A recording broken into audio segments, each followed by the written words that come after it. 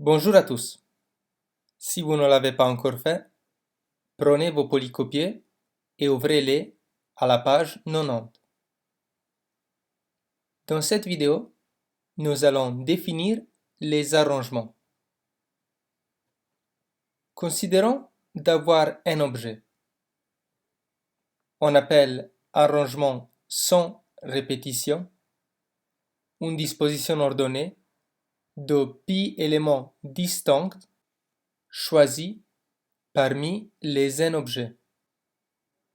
Nous utilisons la notation suivante pour indiquer le nombre de ce type d'arrangement. Il existe un autre type d'arrangement, l'arrangement avec répétition.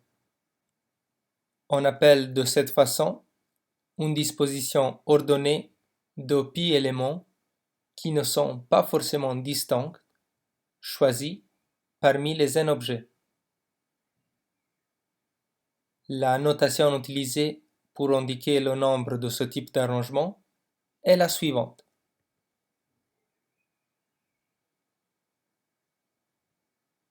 Remarquez que l'exemple introductif numéro 1 traitait des arrangements sans répétition et que le deuxième exemple traitait des arrangements avec répétition.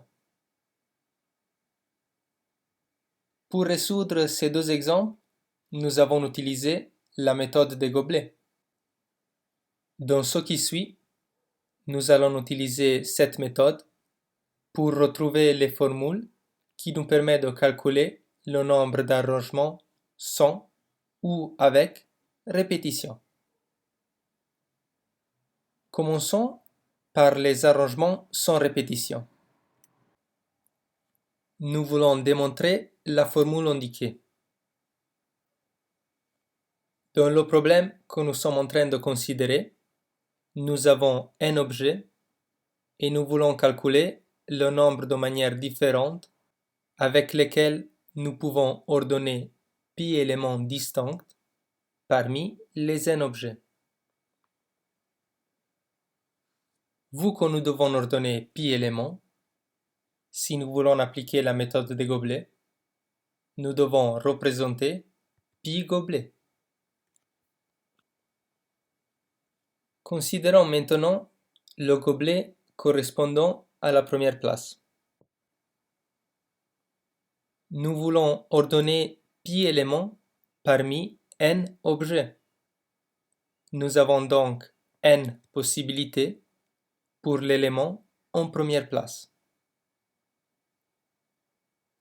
Vu que les éléments doivent être distincts, l'élément en deuxième place ne peut pas être le même que celui en première place. Donc, pour la deuxième place, nous avons une possibilité de moins que pour la première.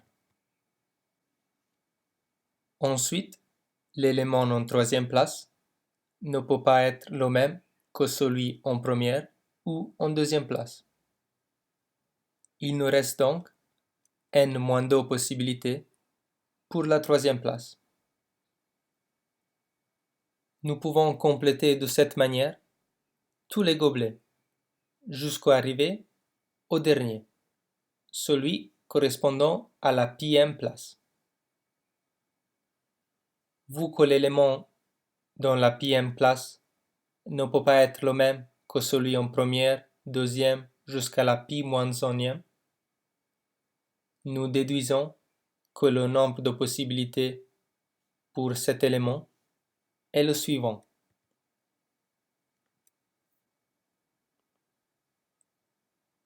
Maintenant que nous avons rempli tous les gobelets, il nous reste à multiplier la valeur de chaque gobelet pour retrouver le nombre d'arrangements sans répétition. Nous obtenons la multiplication suivante. Nous pouvons manipuler cette multiplication et l'écrire sur la forme suivante. Nous pouvons remarquer que le terme au numérateur est égal à n factoriel et que le terme au dénominateur est égal à n moins p factoriel. Ceci conclut la preuve. Vous pouvez maintenant mettre la vidéo en pause et recopier tout ça dans vos polycopiés. Si vous avez terminé de copier, nous pouvons continuer. Remarquez que si nous voulons arranger un élément choisi parmi un objet, nous sommes en train de considérer une permutation de un élément. Ceci signifie que les formules de la permutation de un élément et de l'arrangement de un élément parmi un objet devraient être les mêmes.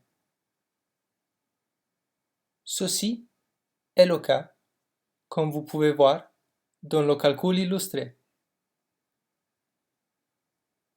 Je vous rappelle que par convention, 0 factoriel est égal à 1.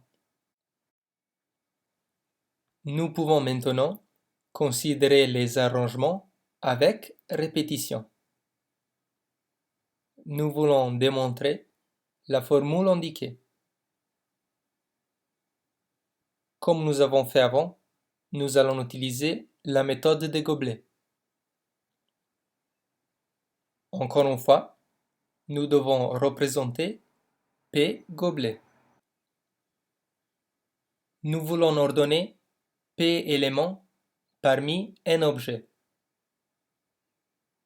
Rappelez-vous que dans ce cas, chacun des éléments peut apparaître plus d'une fois. Ceci signifie que pour chaque place, nous avons une possibilité. Pour la première, la deuxième, la troisième, etc. Après avoir rempli chacun des gobelets, il ne reste qu'à effectuer des multiplications. Nous retrouvons facilement le résultat désiré.